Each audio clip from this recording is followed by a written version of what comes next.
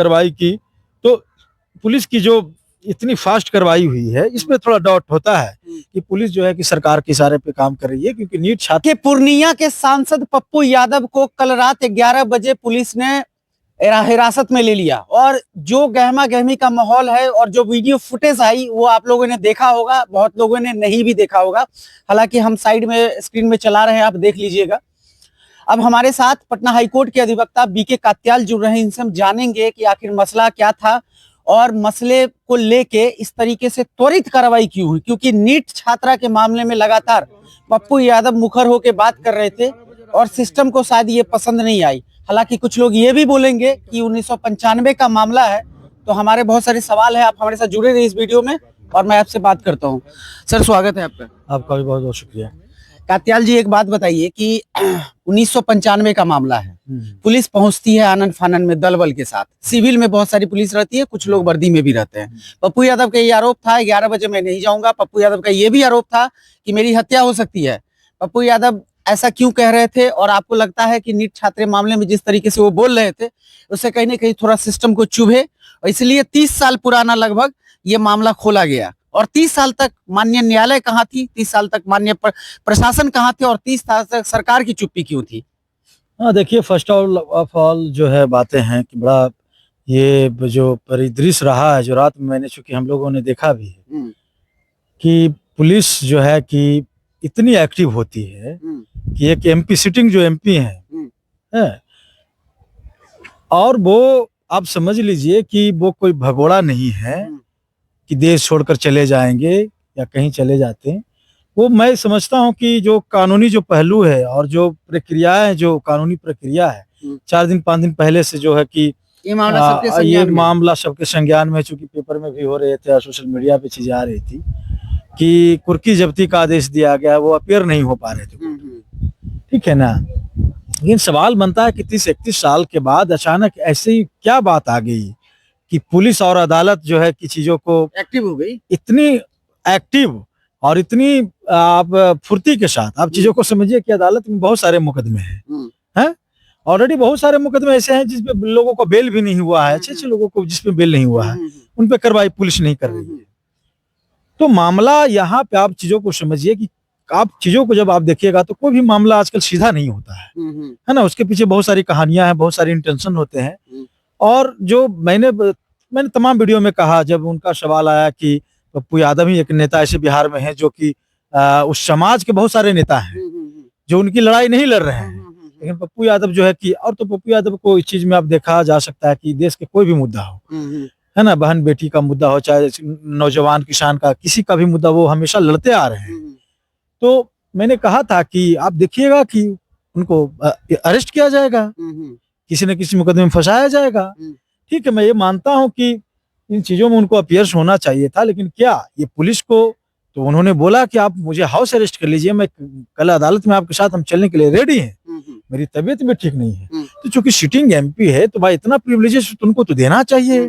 ठीक, मैं मानता हूँ कि सिविल में प्रिविलेजेस है कि आप अगर सिविल कोई केस होता है तो 30 डेज पहले आपको इन्फॉर्मेशन देना होता है पुलिस डिपार्टमेंट को, क्रिमिनल में भी इंफॉर्मेशन देना होता है, लेकिन उन्होंने तो भाई कहीं वो देश छोड़कर तो कहीं नहीं जा रहे थे। और पुलिस आप समझिए कि पुलिस सादा ड्रेस में जाती है भाई, जबकि किसी भी व्यक्ति को पुलिस अगर अरेस्ट करने जाएगी तो उसका बैच होना जरूरी है, वो वर्दी में होना उसका जरूरी है। कुछ लोग वर्दी में थे, हाँ कुछ लोग वर्दी में थे, लेकिन सबको वर्दी में होना जरूरी है, क्योंकि ये आप जब केस लॉ पढ़िएगा, डीके बसु बस स्टेट ऑफ वेस्ट बंगाल का एक केस था 1977 का, तो इसमें सब वो गाइडलाइंस है कि अरेस्ट का एक मेमो होना चाहिए, अरेस्ट का एक प्रोसीजरल पार्ट है ना, कि आप कैसे अरेस्ट करेंगे, उसकी क्या प्रक्रियाएं होना चाहिए, वो जरूरी चीजें हैं। और देखिए कि आज उनको अदालत में तो अभी पेश किया ही जाएगा, है ना, अभी तो वो हॉस्पिटल में है, वो बीमार है। और ये साफ समझिए कि अब पप्पू यादव को जो है कि अब लंबे समय के लिए उनको प्रिजन में रखा जाएगा, क्योंकि ये मामला सिर्फ इस केस तक सीमित नहीं है जो आप 552 ये 95 जो गजनीबाग का पीस नंबर है, और इसमें जो आप धाराएं देखेंगी तो जो 468, 419, 420, 506, 120 जो लगाया गया है, तो भाई पुलिस को तो अपना जांच करके अपना चार्जशीट सबमिट कर देना चाहिए था। और जहां तक की बात रहेगी कार्रवाई की, तो पुलिस की जो इतनी फास्ट कार्रवाई हुई है, इसमें थोड़ा डाउट होता है कि पुलिस जो है कि सरकार के इशारे पे काम कर रही है, क्योंकि नीट छात्रा के लिए वो लड़ाई लड़ रहे हैं। सारे लोग खामोश हैं, सारे सिस्टम खामोश है, किसी तरह से चीजों को मिनिमाइज करने की कोशिश की जा रही है। उसके बावजूद भी पप्पू यादव लड़ाई लड़ रहे हैं, तो उसके प्रेशर में आके ये लोग तो कर ही रहे हैं। बीजेपी की गवर्नमेंट है, आप बेटी के लिए न्याय मांगेंगे तो आपको जेल में ठूस दिया जाएगा। 30-31 साल से पुलिस कहाँ थी, अदालत कहाँ थी? अदालत में इतने सारे पेंडिंग केसेस हैं, क्या अदालत उस पर भी संज्ञान लेगी, इतनी फास्ट कार्रवाई करेगी? तो नहीं करेगी। अदालत का मामला है, इससे डिनाई नहीं किया जा सकता है, लेकिन सिर्फ अदालत का ही मामला नहीं है। अब इस केस में सरकार इन्वॉल्व है और सरकार उनकी आवाज को दबाना चाहती है।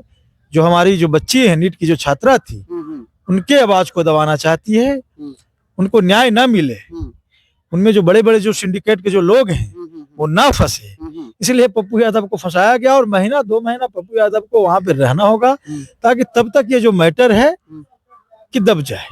मतलब जो आवाज उठाएगा उसको किसी भी रूप में दबा दिया जाएगा। आप बताइए ना क्या चल रहा है देश में। अच्छा, एक बात बताइए सर, एक चीज हमको समझ में नहीं आया, जब इतने बड़े सांसद हैं, 30 साल पहले कोई केस लंबित होता है, एफआईआर दर्ज की जाती है, तो उसको बचा के रखती है सिस्टम इसीलिए कि कभी तुम मेरे खिलाफ आओगे या फिर इस तरह की कोई भी चीज होगी तो तुमको हम खामोश करेंगे। हाँ बिल्कुल, देखिए जो चीजें नहीं भी रहती है, जो चीजें अदालत से आपको बेल भी मिला हुआ रहता है, उस चीजों को भी है कि वो कुरेद कर, है ना, कि वो मैनिपुलेशन करके उसको लाया जाता है और उसमें फंसाया जाता है। और आप समझिए कि यहाँ भी यही हो रहा है। ठीक है, कोरोना में क्या हुआ था आपको पता है, कोरोना में क्लियर कट केस था, लेकिन फिर भी कोरोना में उनको कम से कम 4-5 महीना के लिए जेल में ठूसा गया। और जेल में इसीलिए ठूसा गया कोरोना में कि लोगों को मदद कर रहे थे, बाढ़ में लोगों का मदद कर रहे थे, जब पटना डूब रहा था तब मदद कर रहे थे, तब उनको अरेस्ट किया गया था। तो ये पॉलिटिकली जो चीजें हैं, तो मुझे लगता है कि इस देश में पॉलिटिक्स करना अब आसान है, पहली वाली बात नहीं है। आप स्वच्छ पॉलिटिक्स करना अब आसान नहीं है, किसी के लिए न्याय मांगना आसान नहीं रह गया है। अदालतें भी खामोश है, अदालतें भी आप कहा डायरेक्टली या इनडायरेक्टली आप जो भी कहिए कि अदालतें कहीं ना कहीं सरकार के दबाव में काम कर रही है ना। और जनता का जो अदालत है वो अब जनता का अदालत नहीं रह गया, जो अदालतें वो सरकार की अदालतें हो गई है। तो एक बात बताइए, हम लोग जो ये चर्चा कर रहे हैं, ये भी सिस्टम को चुभेगी? अब बिल्कुल क्यों नहीं चुभेगी। क्या इस देश में पत्रकार जब बातें कर रहे हैं, पत्रकार का मर्डर नहीं हो रहा क्या? इस देश में पत्रकार पे हमले नहीं हो रहे हैं?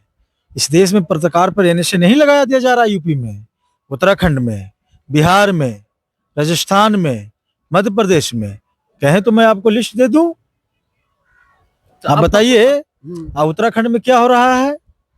बेटी अंकिता भंडारी के लिए जो न्याय मांगने वाले लोग हैं उन पे लाठीचार्ज हो रही है, उनको धमकी दी जा रही है।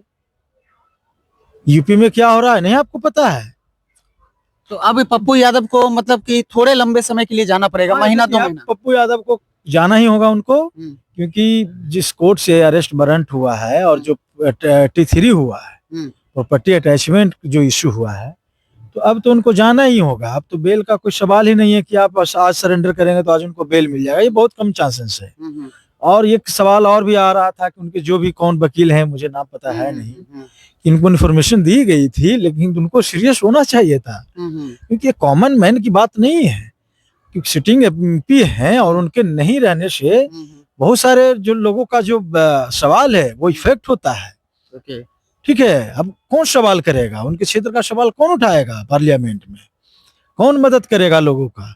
नीट छात्रा जो थी उसके लिए आवाज कौन दबाएगा? तो कहीं ना कहीं मुझे लगता है कि प्रशासन तो इसमें बेईमानी कर ही रही है, लेकिन उनके जो एडवोकेट भी रहे हैं या जो कौन एडवोकेट हैं, उनके तरफ से बहुत भारी मिस्टेक हुई है ना। नहीं तो उनको पिटीशन लगाना चाहिए था और ये आर्ग्यू करना चाहिए था कि सिटिंग एमपी हैं वो, तो उनका तबीयत ठीक नहीं है, वो नहीं आ सकते हैं, तो वीडियो कॉन्फ्रेंसिंग के जरिए भी उनकी सुनवाई हो सकती थी, या तो फिर एक डेट लिया जाता, उस डेट पे उनको सरेंडर करवाया जा सकता। तो ये तो एडवोकेट का काम है, लीगल चीजों को बताना, लीगल हेल्प देना, ये तो एडवोकेट ही नहीं करेगा। क्योंकि जब बीमारी होती है तो डॉक्टर के पास जाते हैं, तो डॉक्टर नहीं बताएगा कि कैसी चीजों को ट्रीटमेंट करना है। ठीक है, धन्यवाद सर।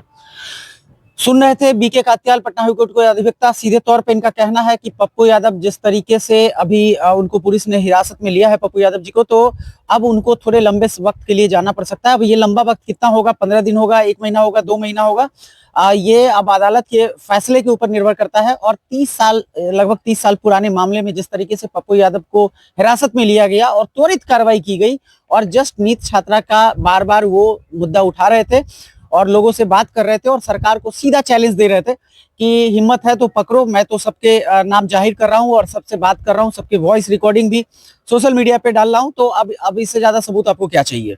तो अब ये कार्रवाई क्या नीट छात्रा के मामले को उठाने के एवज में उनको मिला है सरप्राइज के रूप में, या फिर कुछ और मामला है, तमाम चीजों पे बने रहेंगे। और ये मामला मैं आपको बता देता हूं कि लगभग 30 साल पुराना एक मामला था जिसमें गर्दनीबाग थाना ने सर हाँ, गर्दनीबाग थाना, गर्दनीबाग थाना ने पप्पू यादव को हिरासत में लिया। इस पूरे वीडियो खबर में आप अपने विचार हमारे साथ साझा कर सकते हैं, बने रहिएगा।